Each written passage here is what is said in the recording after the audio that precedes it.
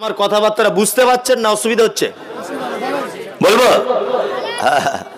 মানে এক এক জায়গায় এক এক রকম। তো তাই বাংলাদেশে প্রথম জীবনে যাচ্ছি, তা একটা সোনাই নদী বলে নদী আছে, তখন 5 ফুটে যায়নি, এমনিতে বেলাকে যাচ্ছি। তো ওই পারে একজন আছে আমার বন্ধু, তার নাম হাফেজ হুমায়ুন কবির। তা আমাকে ফোন করছে বারবার, তখন সুইচওয়ালা মোবাইল। হুজুর কত দূরে? মানে এই তো বর্ডারের কাছাকাছি। তার নদীটা কোন রকম চালাকি করে পার হয়ে গেলাম। তখন অত চাপ টাপ ছিল না। আজ থেকে বলছি এটা 15 বছর আগে, তখন আমি মাদ্রাসায় পড়ি। তা ওকে বলছি যে হাফেজ সাহেব এইখান থেকে আমি কিসে যাবো এবারে? তা আমাকে বলছে হেলিকপ্টার। বাহ, তাহলে খুব ভালোই হলো, খুব ভালোই হলো। আর আমি মাদ্রাসায় পড়তে পড়তেই বিয়ে করে নিয়েছি, মাদ্রাসায় পড়ি তখন বিয়ে করে নিয়েছি। তা আমার বউকে ফোন করে বলছি, দেখছো আমার কত নসিব ভালো, তুমি কার স্বামী বুঝতে পারছো তো? তোমার স্বামী আজকে হেলিকপ্টার চাপবে। না, বউ তখন বলছে তাহলে কপাল আর তোমার খুবই ভালো। একটা গল্প বলছি, শিক্ষণীয় শুনুন। বাদশাহ শাহজাহানের নাম শুনেছেন? এটা মন দিয়ে শুনুন তো, নড়াচড়া করবেন না। বাদশাহ শাহজাহানের কাছে একটা লোক এসেছে, এসে বলছে, না এসেছে লোকটা কাঁধে আছে তার একটা বাঁক। বাঁক বুঝেন? ওই পানি টানি আগেকার দিনে বইতো, মাঠ থেকে ধান আনতো, কি বলে আপনাদের? বাহক বলে তো, বাহক। তা এক দেশের বুলি তো আর এক দেশের গালি, তাই না? এক এক জায়গার এক এক রকম। আমি অনেকদিন আগে একবার বাংলাদেশে জলসা করতে গিয়েছিলাম, তখন প্রথম যাচ্ছি বাংলাদেশে। এবছর তো বাংলাদেশ সরকার আমাকে ঢুকতে দিল না, আপনারা দেখেছেন সোশ্যাল মিডিয়াতে। আমি বড় অপরাধ করে ফেলেছি হক কথা বলে, এই জন্য আমাকে ঢুকতে দেওয়া হলো না। এবছরে অনেক জায়গাতে আমার জলসা ক্যান্সেল করে দিয়েছে, অনেক জায়গাতে জলসাতে বড় বড় ইট মেরেছে। আল্লাহ বাঁচিয়েছে, বেঁচে আপনাদের এই পর্যন্ত আজকে পৌঁছাতে পেরেছি, তাছাড়া বাঁচার রাস্তা ছিল না। এত অত্যাচার এবছর আমার উপরে হয়েছে। আর ফোন ধরলেই একবার মায়ের কাছে যাচ্ছে, একবার আমার বইয়ের কাছে, আর একবার আমার বোনের কাছে। এরকম কঠিন অবস্থাতে এসেছি। বলুন তো দেখি, এতক্ষণ পর্যন্ত যে কথা বলেছি আমি একটাও অযুক্তিকর কথা বলেছি বলে মনে হয়? হ্যাঁ। অথচ সোশ্যাল মিডিয়াতে কিছু হুজুর তারা আমার নামে এরকম ভাবে লটিয়ে দিচ্ছে। আশ্চর্য বিষয়। তা বাঁক নিয়ে এসেছে একটা লোক বাদশাহ শাহজাহানের কাছে। ভালো করে বুঝবেন গল্পটা। বাঁকের একদিকে আছে একটা খাঁচা, তার ভিতরে আছে একটা পাখি, আর একদিকে আছে একটা খাঁচা, সেই খাঁচাটা ফাঁকা। খাঁচা বুঝেন তো? বুঝেন? হ্যাঁ, মানে ডিস্টার্ব হতে পারে ভাষাগত, হয় না তো? হ্যাঁ, ঠিকই আছে। তা খাঁচা, তা বাদশাহ শাহজাহান ওই লোকটাকে বলছে, এই তোমার একটা খাঁচাতে পাখি, আর একটা খাঁচা ফাঁকা কেন? তখন লোকটা বলছে, জাহাপনা, এই যে খাঁচাটা ফাঁকা দেখছেন এটা খাঁচা নয়, এটা পাখি ধরা ফাঁদ। ফাঁদ। আর যেটা পাখি দেখছেন এটা অরিজিনাল খাঁচা। তা বলছে তুমি কি করো? বলছে আমি কি করি, এই পাখিতে যে খাঁচাতে আছে এই খাঁচাটা জঙ্গলের গভীরে আমি রেখে আসি, আর পাশে রেখে আসি ওই ফাঁদ খাঁচাটা, আর পাখিটা নিজে কুহু কুহু কুহু এরকম করে ডাকে, আর ওর স্বজাতির পাখিরা ওর সঙ্গে দেখা করতে এসে ওই ফাঁদের ভিতরে বন্দী হয়ে যায়, আর আমি ধরে বেশ মজা করে কুপ্তা করে খাই। বাদশাহ শাহজাহান বলছে তাই? বলছে হ্যাঁ। বলছে ওই পাখিটাকে এখানে আনো। পাখিটাকে নিয়ে এসেছে। বাদশাহ শাহজাহান বলছে তলোয়ারটা দাও তো। তলোয়ারটা দিয়ে পাখিটাকে টুকরো টুকরো করে কেটে দিয়েছে। পাখির মালিক তখন কাঁদতে কাঁদতে বলছে, বাদশাহ কি সর্বনাশ করে দিলেন আপনি, আমার রুজি রুটির ব্যবস্থাটাই নষ্ট করে দিলেন, পাখিটাকে মারলেন কেন?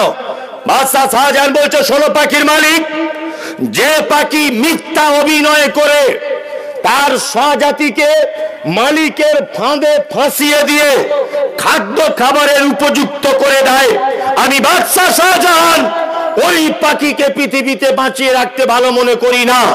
আমিও মুমতাজুল ইসলাম বলছি, যারা হুজুরের ভ্যাক করে, বড় পাঞ্জাবি পরে, মাথায় টুপি দিয়ে, সবুজ ক্যালানের বড় 12 হাত পাকড়ি পরে জাতিকে যারা বেদাতের ভিতরে ঢুকিয়ে দিয়ে, শিরকের ভিতরে ঢুকিয়ে দিয়ে জাহান্নামের পথে নিয়ে চলে যাচ্ছে, আমি মুমতাজুল ইসলাম বলছি, এ যুগ যদি হযরত ওমরের মতো হতো, এ জামানা যদি হযরত উসমানের খলিফার পর যদি থাকতো, এ জামানা যদি আবু বকরের হতো, অবশ্যই এই 2 নম্বরের হুজুরকে জেলখানাতে ভরে রাখা হতো, আর না হলে ফাঁসির কাস্টে ঝুলিয়ে দেওয়া হতো। কারণ মিথ্যা অভিনয় করে জাতিকে জাহান্নামের পথে নিয়ে যাচ্ছে। মিথ্যা কথা বলে, ডাহা মিথ্যা কথা বলে। কত বড় বদমাইশ! আল্লাহকে ডাইরেক্ট পাওয়া যায় কি যায় না? যায়। হুজুর বলছে ডাইরেক্ট পাওয়া যায় না, মাধ্যমে তবে পেতে হয়। মানে আমার বাপের কবরে এসো, বড় একটা চাদর চড়িয়ে দাও, আমার বাপ তোমাকে জান্নাতে নিয়ে যাবে। তোমার বাপই তো কিয়ামতের মাঠে নৌকা চালাবে, ও কাকে বাঁচাবে? আশ্চর্য ব্যাপার। কেউ কিয়ামতের মাঠে কাউকে বাঁচাতে পারবে না। গোটা কিয়ামতের মাঠ কেমন পরিস্থিতি হবে আল্লাহ কোরআন মাজিদে বলছেন, ইয়াউমা তারাউনাহা তাযহালু কুল্লু মুরজিআতিন আম্মা আরজাত ওয়া তাযাউ কুল্লু যাতি হামলিন হামলাহা ওয়া তারান নাসা সুকারা ওয়া মা হুম বিসুকারা ওয়ালাকিন্না আযাবাল্লাহি শাদীদ। কিয়ামতের মাঠে একদম গর্ভবতী মা তার বাচ্চা এমনিতেই হয়ে যাবে, বুঝতে পারবে না। কিয়ামতের মাঠে দুগ্ধদানকারিণী মা তার বাচ্চাকে দুধ পান করাতে ভুলে যাবে। মানুষগুলিকে দেখতে পাওয়া যাবে মাতালের মতো তারা ঘুরছে। আল্লাহ বলছে আমাহুম বিসুকারা, একজনও তারা মদ পান করেনি। ওয়ালাকিন্না আযাবাল্লাহি শাদীদ, আমার কঠিন আযাবের ভয়ে তারা তত্তর তত্তর করে কাঁপবে মাতালের মতো করে। সমস্ত মানুষ যাবে আদম আলাইহিস সালামের কাছে। আদম আলাইহিস সালামকে গিয়ে বলবেন যে আপনি তো আবুল বাশার, আপনি তো সারা পৃথিবীর সমস্ত মানুষের পিতা, আপনি আমাদের জন্য একটু সহযোগিতা করুন। আদম আলাইহিস সালাম তখন বলবেন যে আমি আমার বেটা, নিজের বেটা মার্ডার কেসের আসামি, আমি আল্লাহর দরবারে কি করে মুখ তুলে কথা বলবো?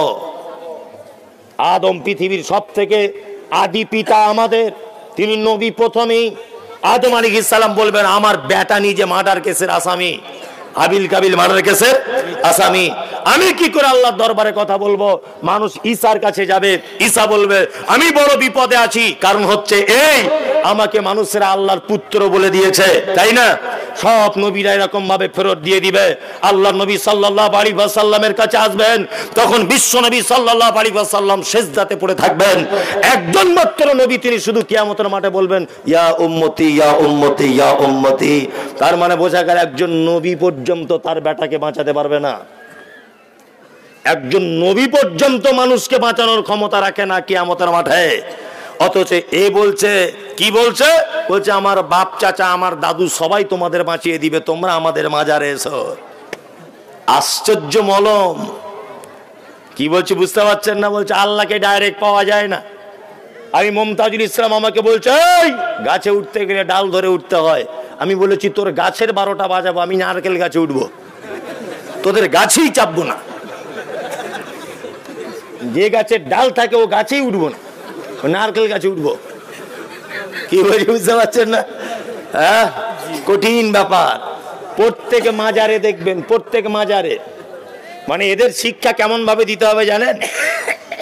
একটা ছেলে রাতে স্বপ্ন দেখেছে, রাতে স্বপ্ন দেখেছে একটা, ছেড়ে দিব বক্তব্য? হ্যাঁ, একটা ছেলে রাতে স্বপ্ন দেখেছে। কি স্বপ্ন দেখেছে জানেন? স্বপ্ন দেখেছে নিয়ে পীর সাহেবের কাছে ব্যাখ্যা করতে এসেছে।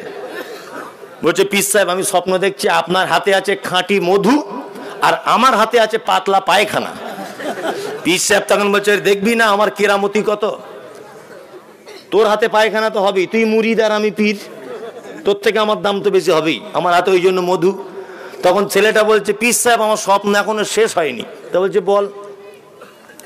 বলছে আমি তারপরে দেখছি যে আপনি আমার হাতটা চেটে খাচ্ছেন আর আমি আপনার হাতটা চেটে খাচ্ছি। বলছে ব্যাখ্যা এখন দেওয়া যাবে না, 3 বছর পরে।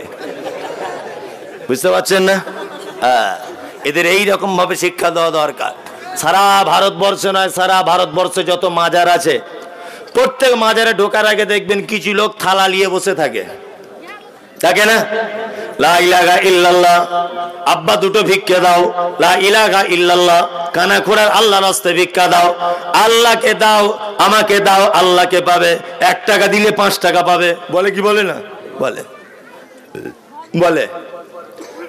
আর ভিখারিরা মাজারের বাইরে রাস্তাতে বসে আছে।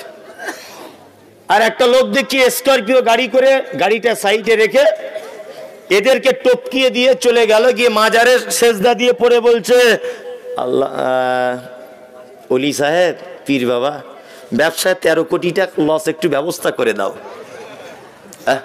এ কত বড় গরু! ফকিরেরা বুঝতে পেরে গেল মরা মানুষের কাছে মাল নাই, ওই জন্য জীবিত মানুষের কাছে থালা নিয়ে বসে আছে। আর এ গরু ডাইরেক্ট গিয়ে সেজদা মারছে। কি বলছি বুঝতে পারছেন? গরু কি গরু না তাহলে? এ গরু। আরে ভিখারি ব্যাপারটা বুঝতে পেরেছে, মরা মানুষের কাছে কিছু নাই, ওই জন্য জ্যান্ত মানুষের কাছে থালা নিয়ে বসেছে।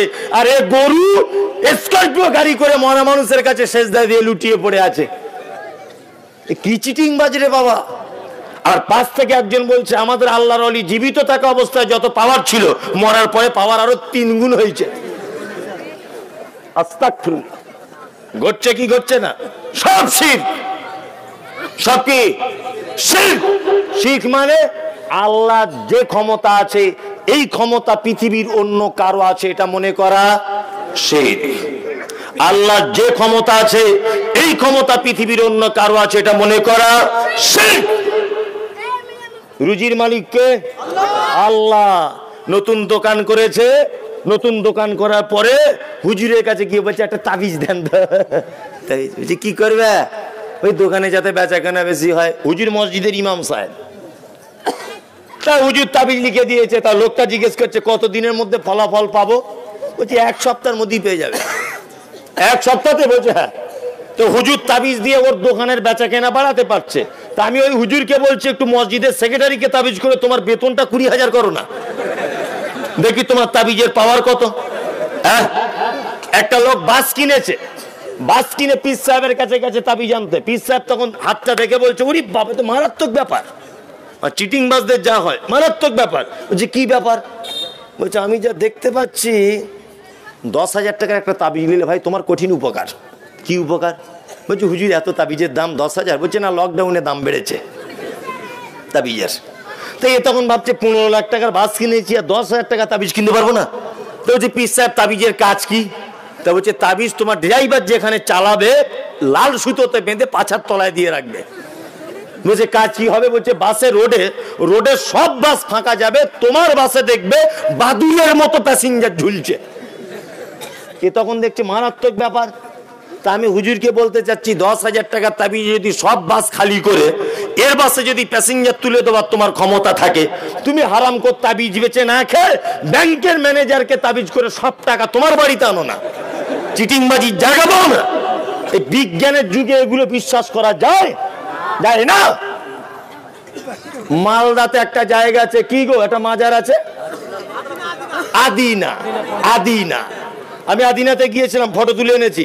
আর আমার সকল মিডিয়ারে সব যারা আছে মিডিয়ারা, আমার মোটামুটি 50টা মিডিয়া আছে পশ্চিমবাংলাতে।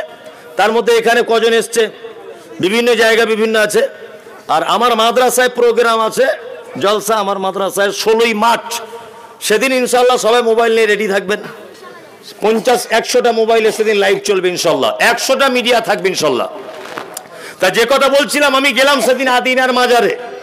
তা আমার একটা খুব ক্লোজ বন্ধু আছে, বন্ধু ছোট ভাইয়ের মতো, তার নাম মঞ্জুর, ওই কিষানগঞ্জের ওদিকে বাড়ি। আমাকে বলছে মাওলানা ওর ভিতরে দেখলাম একটা পুকুর আছে। পুকুর নাই? যারা গেছেন পুকুর আছে, পুকুর আছে। তা বলছে এই পুকুরের পানি সবাই তুলে নিয়ে যায়, যে বিভিন্ন মানত মেনে খায়। এই মনে মনে বলছে এটা যদি গরুকেও দেওয়া হয় গরু খাবে না, এত নোংরা পানি, এত নোংরা পানি। আর একটা দোকান, এই যে টুপিটা দেখতে পাচ্ছেন আদিনা থেকে কিনে এনেছি, সবাই এরা ছিল। তা আদিনার যেখানে টুপি কিনতে যাচ্ছি ওই লোকটা তখন বলছে এই তো সেই মাল। আমাকে দেখে বলছে এই তো সেই মাল, এই তো সেই মমতাজুল ইসলাম আমাদের বিরুদ্ধে বলে। বলছে আমাকে দেখে। আমি মনে মনে বলছে আজকে কি সব দেখতে এলেন? আমাকে বলছে কোনো জায়গায় ঝাড়বেন? নিশ্চয় ঝাড়বো, মানে মাল রেডি করতে এসেছি, এখানে কি হয় না হয়। আল্লাহু আকবার। মেয়ে ছেলেরা জীবনে স্বামীর কাছে রাতের বেলা থাকার টাইম পায় না। বলছে বৃহস্পতিবার রাত থেকে শুক্রবার সকাল পর্যন্ত বলছে ওই বাবার মাজারে সেজদা দিয়ে বসে থাকে, যাদের বাচ্চা কাচ্চা হয় না। পীর সাহেবের ও স্বামীর কাছে থেকে বাচ্চা হওয়াতে পারে না, ও মরা মানুষের কাছে থেকে নাকি বাচ্চা হওয়াচ্ছে। এক কঠিন বোকা। পাগল কি আর গাছে ধরে? বাচ্চা দেওয়ার মালিক কে রাখে? কে? হায়াত মাউতের মালিক আল্লাহ। পৃথিবীর কারো কোনো ক্ষমতা নেই, আছে? নাই। এবার একটা চমৎকার হাদিস বলছি। হযরত ওমরের নাম শুনেছেন? শুনেছেন তো? আল্লাহ নবী পৃথিবী থেকে চলে গেলেন। খুব মন দিয়ে এটা শুনুন, এটা আপনার কাজে লাগবে, খুব বড় দলিল এটা। আল্লাহ নবী পৃথিবী থেকে চলে গেলেন। হযরত ওমর তখন খলিফা, আমিরুল মুমিনিন।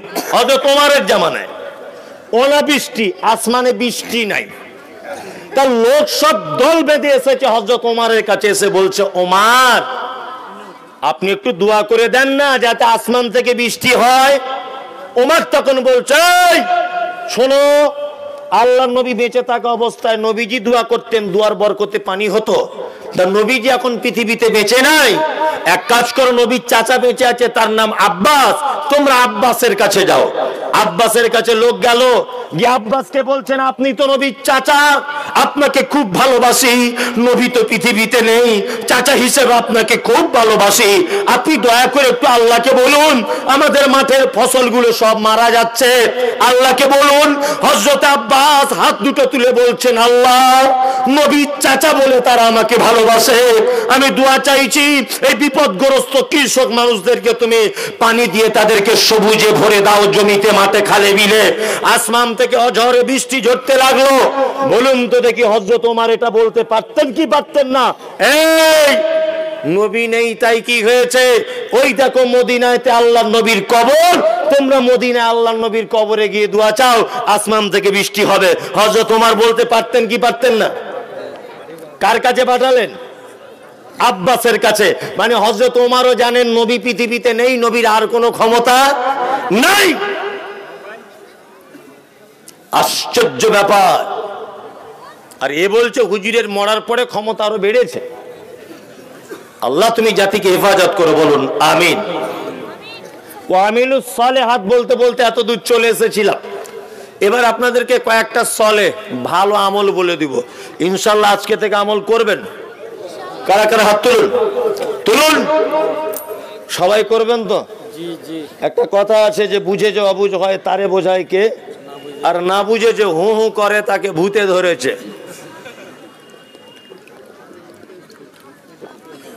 আলহামদুলিল্লাহ।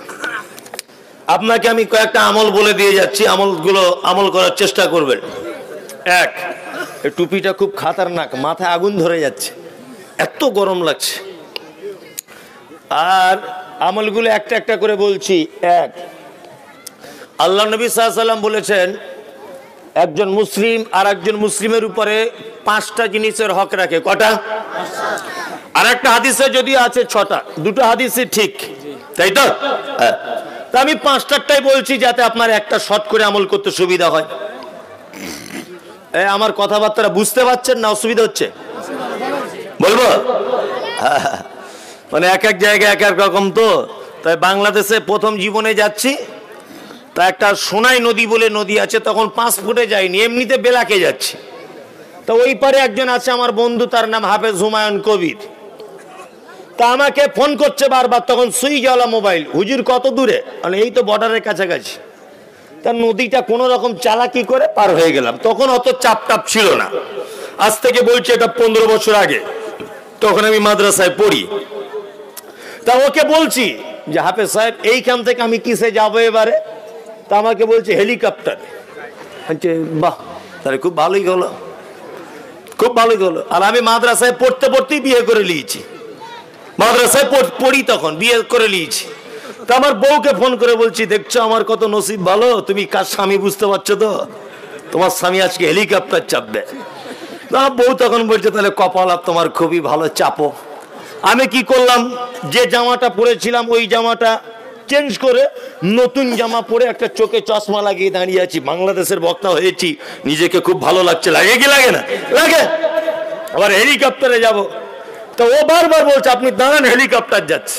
তা আমি মনে মনে ভাবছি যে শালা হেলিকপ্টার এলে তো আওয়াজ হবে ব্যাপক। কলকাতা দমদম এয়ারপোর্টের পাশেই আমার বাড়ি, কখন আওয়াজ হয় আমার তো জ্ঞান আছে, আওয়াজে মাথা রাখা যায় না, তো আওয়াজ হচ্ছে না কেন? আবার মনে মনে ভাবছি যে হেলিকপ্টার নামতে গেলেও তো বড় জায়গা লাগে, আমি তো দাঁড়িয়ে আছি বাঁশবাগানের সাইডে, বলছি হেলিকপ্টার যাচ্ছে, তো কঠিন পরিস্থিতি। মনে মনে ভাবছি যে হেলিকপ্টার কাকে বলে। তারপরে দেখছি একটা লোক মোটরসাইকেল নিয়ে এসেছে, একটা প্যাসেঞ্জার অলরেডি আছে, আর পিছনে দেখছি এরকম বাঁশ বাঁধা আছে দুটো। আমাকে বলছে হুজুর উঠুন। আস্তাগফিরুল্লাহ, এতে কেন ভাই? হেলিকপ্টারের কথা ছিল, বলছে বাংলাদেশে এটারই নাম হেলিকপ্টার। আস্তাগফিরুল্লাহ, আস্তাগফিরুল্লাহ। তা না জানা থাকলে কি হয়, যা হয়। বুঝলেন তো? আল্লাহু আকবার, আল্লাহু আকবার। একটা লোকের পাতলা পায়খানা হচ্ছে, খুব খুব পাতলা পায়খানা, মানে দরজা খুলে রাখছে অটোমেটিক। তা লোকটা, ওর বউ বুড়ি হয়েছে, বুড়োটাকে বলছো রে একটা ডাক্তারখানা দেখাতে যেতে পারছো না, ঘোড়ার ডিম ঘরে বসে আছো। তা বুড়োটা ডাক্তার দেখিয়েছে, 300 টাকা ফি নিয়েছে। ডাক্তার বড় ডাক্তার, ও তো ওষুধ দিবে না, প্রেসক্রিপশন করে দিবে। প্রেসক্রিপশন করে দিয়েছে, বুড়ো প্রেসক্রিপশন নিয়ে বাড়ি চলে এসেছে। ওর বহু বলছে কি বললো, বলছে ঘোড়ার ডিম দেখ 300 টাকা ঝেড়ে নিল, কিছুই বললো না, আজে বাজে করে কি লিখে দিয়েছে। তো বলছে তাই নাকি? বলছে হ্যাঁ। বলছে তুমি এক কাজ করো, ফটিকদের ফার্মেসি একবার যাও তো। ফটিকদের ফার্মেসি গেছে, ফার্মেসিওয়ালা দেখে বলছে চাচা তোমার ওষুধ তেমন কিছু লেখেনি, পাতলা পায়খানা হচ্ছে কতদিন? বলছে 4-5 দিন। তা বলছে ওই জন্য পেটে কোনো ইনফেকশন হয়েছে কিনা ডাক্তার পায়খানা পরীক্ষা করতে বলেছে, আর পেচ্ছাপও পরীক্ষা করতে বলেছে, আর এই 2টো অ্যান্টিবায়োটিক দিয়েছে, খাবে। তাই চলে এসেছে। বুড়িটা ওকে বলছে হাগো, কি বললো? তো বলছে পেচ্ছাপ পায়খানা পরীক্ষা করতে বললো। তা বুড়ি তখন বলছে কতটা করে মাল পরীক্ষা করতে হবে এটা জিজ্ঞেস করেছো? তো বুড়ো বলছে না তা তো জিজ্ঞেস করা হয়নি। 5 কিলোমিটার হেঁটে হেঁটে গেছে, 5 কিলোমিটার এসছে চৈত্র মাসে রোদ দূরে। তো বুড়ো তখন বুড়িকে বলছে যে মাল একটু বেশি করে নিয়ে যাবো যদি শর্ট পড়ে পরীক্ষার জন্যে। তা রাতের বেলা জনমের খাওয়া খেয়েছে, আর বুড়া মানুষের পাতলা পায়খানা। আর আগেকার দিনে সে মাটির ভাঁড়ে মিষ্টি আনতো জামাইরা, জানেন তো? হ্যাঁ, ওই ভাঁড়ে এক ভাঁড় পায়খানা করেছে, আর ভালো করে পেপার দিয়ে জুত করে বেঁধে নিয়ে, আর পেচ্ছাপ বলছে 1 বোতল, সকালবেলা 1 বোতল পেচ্ছাপ বুড়ো মানুষের 1 বোতলই ভরে নিয়েছে। নিয়ে পানির বোতল বগলে আর হাতে নিয়েছে মিষ্টির হাঁড়ি। এখন ডাক্তার বড় হলে তার কম্পাউন্ডার থাকে, থাকে না? রাম আর শ্যাম দুজন কম্পাউন্ডার। এরা দুজন মনে মনে ভাবছে একটা চাচা দুপুরবেলা আসছে, হাতে মিষ্টির হাঁড়ি বগলে পানির বোতল, নিশ্চয়ই শালা ওষুধে ভালো কাজ হয়েছে, ওই জন্য মনে হয় ডাক্তারের জন্য মিষ্টি আনছে। আর রাম শ্যাম দুজনা ভেবেছে যে ডাক্তারকে দেখানো যাবে না, মিষ্টি একা একাই খাবো আমরা দুজন। নে চাচা এসেছে, ওয়েলকাম জানিয়ে মিষ্টির হাঁড়ি আর বোতলটা ঝেড়ে নিয়েছে। চাচা ভাবছে হয়তো পরীক্ষা করবে।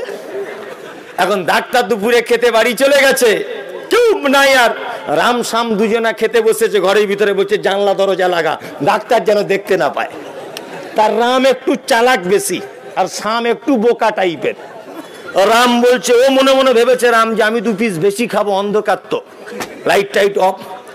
নিয়ে শ্যাম বলছে মিষ্টি হাঁড়িটা খোল।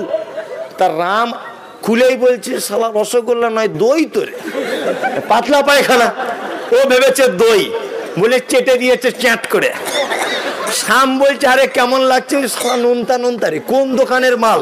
মানে ও বুঝতে পেরেছে যেটা পায়খানা। ও তখন বলছে দে আমি একটু খাই, তুই একা সব খেয়ে নিবি। আর ও যখন চেটেছে বলছে তোর কেমন লাগলো? বলছে তোরও যেমন আমারও তেমন। ভেবেছে হয়তো পানিটা আবে জমজমের হবে, বুঝলেন না?